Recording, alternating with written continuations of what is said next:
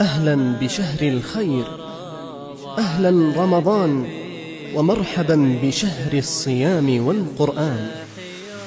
في هذا الشهر العظيم، في شهر رمضان، فينبغي لك يا عبد الله أن تري الله من نفسك خيرا بالمسابقة إلى الطاعات والمسارعة إلى الخيرات، كقراءة القرآن الكريم بالتدبر والتعقل وطلب الاستفادة، وكالاكثار من الصلوات ليلا ونهارا، وكالاكثار من الاستغفار والتسبيح والتهليل والتحميد والتكبير، والاكثار من الصدقات على الفقراء والمحاويج، وصلة الرحم، وبر الوالدين، وعيادة المرضى، والاكثار من الدعاء في ليلك ونهارك، ولا سيما في أوقات الإجابة كآخر الليل وآخر الصلاة ووقت السجود وبين الأذان والإقامة وفي يوم الجمعة. هذه أوقات عظيمة ترجى فيها إجابة الدعاء، فينبغي لك أن تكثر من الدعاء والاستغفار في هذا الشهر العظيم، وأن تري الله من نفسك خيرا في المسابقة والمسارعة إلى الطاعات. ثم إن الشهر الكريم لا يمر عليك في السنة إلا مرة،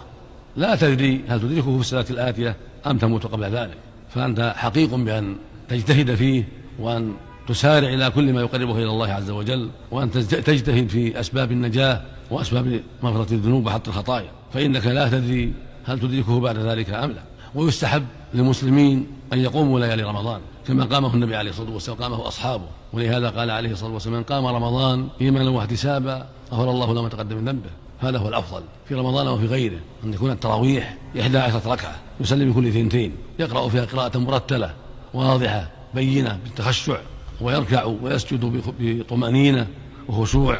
ولا يعجل في صلاته ولا ينقرها. فالمقصود أنه عليه الصلاة والسلام يصلي صلاة فيها الطمأنينة وفيها حضور القلب وفيها الخشوع وفيها ترتيل وقراءة، بخلاف ما يفعله بعض الناس في صلاة التراويح، فإنه يعجل فيها كثيرا وينقرها، وربما صلىها صلاة لا تقبل ولا تصح. ثم أمر آخر، وهو أن الواجب على المؤمن في صيامه أن يجتهد في حفظه مما حرم الله سبحانه وتعالى، وأن يصونه عن معاصي الله عز وجل، فلا يغتاب الناس ولا ينم عليهم ولا يتعاطى شيء من محارم الله عز وجل، بل يكون في ذلك مجتهدا في كل ما أوجب الله، محافظا على الصلاة في الجماعة، مكثرا من التسبيح والتهليل والتحميد والتكبير وقراءة القرآن، مكثرا من الاستغفار والدعاء، مبتعدا عن كل ما حرم الله عز وجل، حتى لا يبطل صومه وحتى لا ينقص أجره. وإياك والتساهل بأمر الله، وإياك والإقدام على محارم الله، فإن هذا من أسباب غضب الله عليه، ومن أسباب ذهاب الكثير من أجورك وذهاب الكثير من حسناتك. فاتق الله يا عبد الله، واحفظ صيامك، وصله مما حرم الله، وأكثر فيه من طاعة الله، وسل ربك القبول والتوفيق، فإنه سبحانه يحب أن يسأل ويحب أن يدعى جل وعلا.